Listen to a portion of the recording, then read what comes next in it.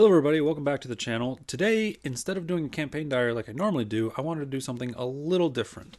Now, about a month ago or so, I was kicking around the internet, just sort of, just looking for something interesting, and I came across something.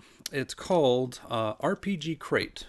Now, for those of you who've heard of Loot Crate, it is essentially the same thing, but with a more RPG focus. So it includes minis and maps instead of socks and pop sticks or whatever those little plastic minis are called. I forget what they're called. So I found this and I thought, oh, this looks pretty interesting. I figured I would buy one and see what it was like. And this isn't like sponsored or anything. It's just I found it. I thought it was cool. I wanted to see what it had, and I figured I could post a review because it's kind of in the wheelhouse of D&D. So this is the box. As you can see, is a very nice box, and we will be cracking this open in just a second. First, I want to discuss something that I thought was really cool. That when I got it, kind of it didn't cement me on doing this for a long time, but it certainly was a mark in its favor. I sat down, I looked at the price, and was like, oh, that's a little expensive. It was like $40 for the box, including shipping and all that. I was like, that's pretty expensive, but I'll give it a shot. I'll see what it's like for at least a month or two, and then I'll decide from there. So I got it, and then almost immediately after I got it, they sent this really cool adventure setting called the Bloody Bucket, and it's basically a tavern, and it's a 15-page PDF document that they email to you for as an exclusive. And honestly, like, this right here is worth like $5 or $10 just straight off for free. So it was really cool. I looked through it. It's got an interesting story and plot hooks to an adventure with like a dragon and a knight. It's got a tavern with a random rolling table, which I have used and thought it was really cool. It comes with like 5 or 10 different NPCs that you could interact with inside this tavern, like Leilea and Hakan and old Natacrone. And honestly, after I printed it, the whole thing just looks beautiful. It looks like those old adventure modules, like those old school Gygaxian adventures, and I thought it was really, really cool. So that was definitely a mark in its favor. But that's not the meat of the product. The meat of the product is in this box. So let's go ahead and crack into this and see what it's like. Before we get started, this month's theme is Tangled Webs, a January theme box of darkness and deceit. So it looks like it comes with a postcard that details what's included. I haven't given it a good look, but it should be whatever's in this box. And you can see the theme title is right there up at the top. Now, looks like we got ourselves a t-shirt. As someone who is a little bit of an arachnophobe, I appreciate this t-shirt. The only thing you have to fear is fear itself. And spiders. That's funny. I really like that. It seems like it's a well-made shirt, just based on the fabric. And it's obviously in my size. We got a little dice bag. I actually have a couple of these. I got one of them in this style and a couple of them in the Crown Royal style, but those are... What is in here? Oh! Alright, so...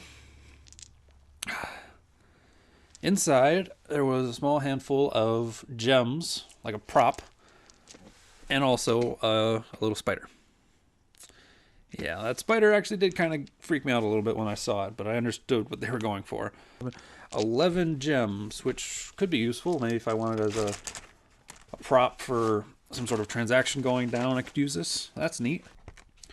So, they include a dungeon mapping booklet, which is essentially graph paper. They give you a big packet of graph paper. And the fact that I can use this as like two-sided, which is twice as much as any other graph paper, is pretty nice. So that's that. They also include what looks like a pack of colored pencils. I actually have my own already, which are a little bit higher grade than this, but I could lend these out, or if I run out, I can use these. So that works. Oh, what is this? Yeah, okay, so they include 3 quick little module adventurers. See, there's 3 of these, each with their own little bit of artwork, and a backside with, I think, DM stuff. that are all based around the Tales from the Bloody Bucket, the adventure module that I was telling you about before. So these ones have hooks into that tavern. So, like, hypothetically, even if you don't just run the Bloody Bucket straight off, which with a lot of the information that they give you, you could, they include some adventures that link directly into that, so you can use it and these adventures together. And these are, from what I can tell, these are small little self-contained modules that could be dropped into any campaign as needed. It looks like these are roughly 4th level modules, so you might need to tone it down for a campaign starting a little bit lower, like 3rd or 1st. But they got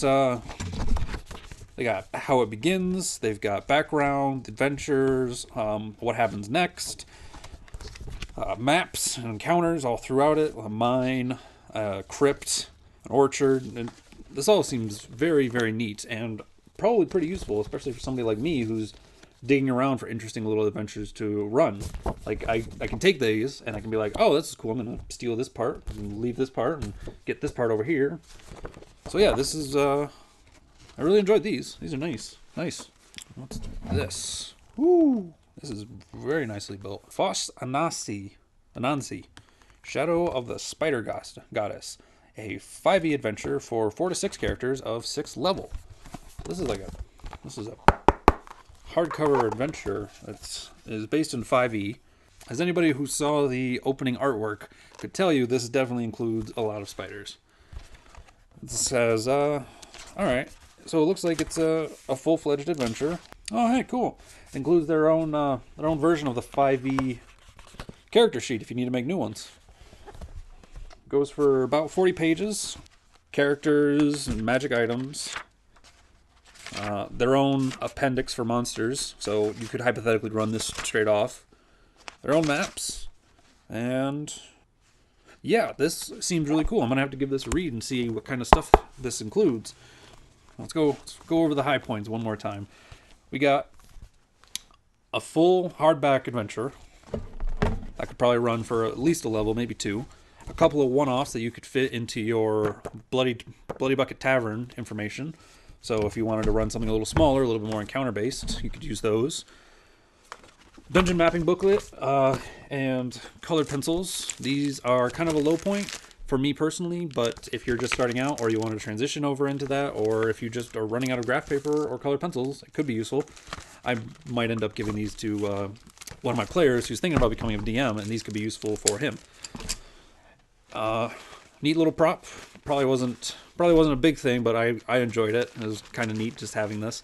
And last but not least, a funny t-shirt that really applies to me. Because, seriously... So, that was the unboxing for this month's box, the Tangled Web, as mentioned. I think I'll stick with it at least one more month. I'm not sure how long I'll stick with it. I want to see what other boxes are offered. Overall, it seemed really good. It had a really nice looking adventure that I would need to read through more and run to see if I could use much of it. It came with some interesting handouts that could be used to run small little one-offs, which are a little bit more my speed because I can pull things from that and run them if I need to. Like, I'm a little bit more of an old school DM, it turns out, in style. I prefer the more small chunks of module information. Like 4E had all those adventures that would take a character for 2 or 3 levels and could get through them in a few months play. Whereas now it seems WotC is pushing more of the from 1st to 15th level or 1st to 10th level, and it's a very long arc. You're locked into it for a long time. But overall, I found the box interesting. I thought the materials provided were fun, and I can't wait to read through them and figure out how they work. I'll stick through it for one more box and see how things are there. So stay tuned for another unboxing sometime in February, and I hope you guys enjoyed this. I hope it was enlightening. If you enjoyed what you saw, then rpgcrate.com, very easy to find. They have a Facebook page that details some of their information as well, shows you previous boxes, those sort of themes that they were releasing then. If you enjoyed it, if you enjoyed what you saw and you want to get your hands on it, then go ahead and go click the link in the doobly-doo and go check them out. Like I said, I feel they're a little bit pricey, but overall the material they provided me at this time was very interesting, and I'd like to see it at least one more time. So I hope you guys enjoyed this video. If you did, feel free to hit the like button and go down to the blah blah down below. Leave your comments about what you did like, what you didn't like, what you were thinking about the box as I opened it, whether or not you are an RPG Crate subscriber yourself and your opinions on the matter.